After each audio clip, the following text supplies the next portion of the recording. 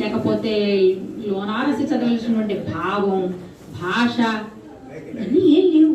చూస్తే ఒక తటాకంలాగా అలా తెల్లగా నిర్మలంగా చక్కగా ఉంది. ఏం మాట్లాడాలి నాకు అర్థం కాల. ఒకే ఒక సెంట్రల్ పాయింట్ భక్తి అని తెలిసింది.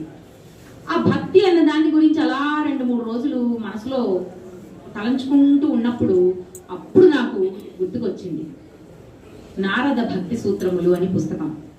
ఇది 2014లో అక్టోబర్లో కొన్నాను నేను. అప్పుడు నిజానికి నేను ఒక వైయక్తికమైనటువంటి విషాదంలో ఉన్నాను. ఓహో, భక్తి ఒక దారి కావచ్చు విషాదం నుంచి బయటపడడానికి లేదా మనసు తిప్పుకోవడానికి అనుకుని ఆ భక్తికి సూత్రాలు అనగానే మనం కొంచెం వైజ్ఞానికంగా మనం ఆలోచిస్తాం కదా, అలాగా ఏవో సూత్రాలు ఇచ్చి ఉంటాడు అని చెప్పేసి పెట్టుకున్నాను. కానీ ఎంత చదివానో నాకే గుర్తులేదు, ఏం చేశానో నాకే గుర్తులేదు. ఇవాళ మళ్ళీ ఈ నారద భక్తి సూత్రముల పుస్తకం తెరిచి చదువుకున్నాను. ఈవిడ పుస్తకం ద్వారా నేను నా చిన్నదైనటువంటి నా పుస్తకాలయంలోంచి పుస్తకాన్ని బయటికి వెలికి తీసి అందులోంచి చదివాను. అప్పుడు అందులోంచి కొన్ని ఆణిముత్యాలు లాంటి మాటలు వచ్చాయి. అవి మాత్రం మీకు నివేదించుకుని నేను సెలవు తీసుకుంటాను. భగవంతుని భజిస్తే ఆ భజన తీవ్రతను బట్టి ఆయన సత్వరమే ప్రసన్నుడై తత్వానుభూతిని అనుగ్రహిస్తారు. చాలా క్లిష్టంగా ఉంది కదా. ఇంకో మాటగా చెప్పుకుందాం. సాలోక్య ముక్తి అనే ఒక పదం వాడారు వాళ్ళు. సాలోక్య ముక్తి అంటే ఏంటంటే మనం ఎక్కడుంటే అక్కడ భగవద్ రూపాన్ని దర్శించడం, అది సాలోక్యం. అంటే ఎక్కడో వైకుంఠంలో ఒక ఆయన, కైలాసంలో ఒక ఆయన, మరో చోట ఇంకొకరు ఉన్నారు అని కాక నాతో పాటు మనతో పాటు మనలో మనందరిలో భగవంతుడు ఉన్నాడు అని అనుకోవడం సాలోక్యముక్తి. అంటే ఏంటి, మీరు లిబరేట్ అయిపోయారు ఎందులోంచి? ఆ వేరియస్ కాన్సెప్ట్స్. ఎప్పుడు కూడా కాన్సెప్ట్స్ ఎలా ఉంటాయి అంటే చాలా వరకు సంజ్ఞాబోధన కింద ఉంటాయి. ఒక వైకుంఠం ఇంకోటి అట్లా ఉంటే అదంతా ఏంటంటే ఇప్పుడు మన కొత్త సినీ పరిభాషలో చెప్పాలంటే ప్రాపర్టీసు, యూనివర్స్ అనే వర్డ్ వాడుతున్నారు.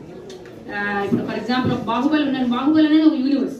అందులో ఒక్కొక్క క్యారెక్టర్కి ఒకటి ఉంటుంది క్యారెక్టర్. అట్లాగా మన వాళ్ళు ఏనాడో సృష్టించారు. ఒక విష్ణులోకాన్ని, ఒక కైలాసాన్ని, అన్నింటినీ సృష్టించారు. అన్నింటికి చెప్పాలంటే వాటి అన్నింటికి అనుసంధానించారు కూడా. మనం వాటిని ఇవాళ మళ్ళీ ఆలోచించుకుంటే అవి ఎన్ని ఎక్కడ ఉన్నా మనలో, మనతో, మన చుట్టూతా దాన్ని ఆవిష్కరింప చేసుకోవడమే భక్తి. ఇక అంతటి సామీప్యాన్ని అనుభూతించితే భగవద్వృత్తిని అలవరుచుకోగలం. గొప్ప వాక్యం అండి ఇది. అంటే ఎంతగా మనలోనూ మన చుట్టూతాను భగవంతుడు అనేటువంటి ఒక ఎలిమెంట్ని, భగవంతుడు అనేది ఎలిమెంట్ అని నేను ఎందుకంటున్నాను అంటే ఎలిమెంట్స్ మాత్రమే ప్యూర్గా ఉంటాయి. అవి only atomic number and atomic mass తోటి ఉంటాయి, ఇంకేం ఉండదు దాన్ని. It's such a pure thing. మిగిలినవన్నీ కాంపౌండ్స్, ఇంకోటి అయాన్స్. కానీ ఎలిమెంట్ అనేది మటుకు అంత ప్యూర్ అనమాట.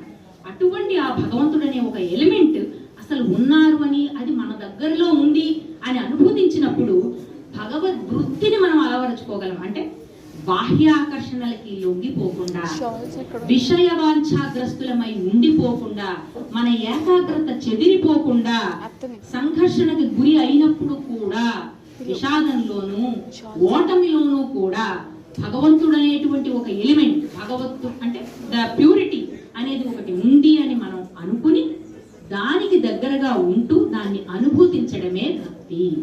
ఈ పాటలన్నింటిలోనూ అంతఃసూత్రంగా ఈ భక్తిని నేను దర్శించగలిగాను. అది కూడా ఈ పుస్తకం చదివిన తరువాత. ఎప్పుడైతే ఇంత సామీప్యముక్తి, సాలోక్యముక్తిలోంచి సామీప్యముక్తి దగ్గరకు వచ్చేసాము. ఇంకా చూసారా ఎలా అయితే మనం ఆలోచన అనుకున్నాం, భావం అనుకున్నాం, అక్కడి నుంచి సామీప్యం దగ్గరకు వచ్చేసాం భగవంతుడు. అప్పుడు మనం నిజమైనటువంటి విముక్తిని మనం పరమ ఫలంగా మనం అనుభవిస్తాం.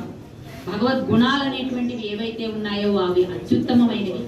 గుణము అనే మాట బహుశా వాడకూడదేమో, ఎందుకంటే గుణం ఎప్పుడు ఘనంగానూ బలహీనంగానూ ఉంటుంది. అటువంటి ఏవి సోకని తాకని ఒకానొక entity called god or godliness అనేటువంటి మనకే వస్తే అప్పుడు ఏం చేస్తాం? అక్కడ మొదలవుతుంది. అది ఏంటంటే మనందరికీ అర్థం అవ్వాలని నేను ఈ ఒక్కటి ఇంగ్లీష్లో చెప్తున్నాను. The inability to do a wrong. తప్పు చేయడం అనేది చెయ్యలేకపోవడం, తప్పు అన్నది చెయ్యలేని తనం మనకు అలవడుతుంది. అది ఫైనల్గా మనం నిజంగా భగవంతుడిని కోరుకోవడం లేదా చేరుకోవడం అనిపిస్తుంది.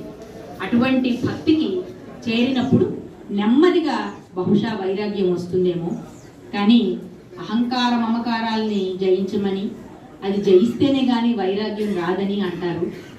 అహంకారాన్ని ఎలాగో మనకి రాదు, ఎందుకంటే మనకన్నా ఎందరో గొప్పవాళ్ళు ఉన్నారని తెలుసుకుంటే చాలా అహంకారం మన దరి చేరదు. మమకారాన్ని నేను వదులుకోదలుచుకోలేదు. మీ అందరి పట్ల మీరందరూ ఒకరి పట్ల ఒకరు, మీరు మా పట్ల చూపుతున్నటువంటి ఈ మమకారానికి మేము ఎప్పుడూ దాసులమే. ఇటువంటి ఇంకా ఈ మమకారం ఉంది కాబట్టి బహుశా నేను వైరాగ్యం వైపు వెళ్ళను, భక్తితోనే ఆగుతాను.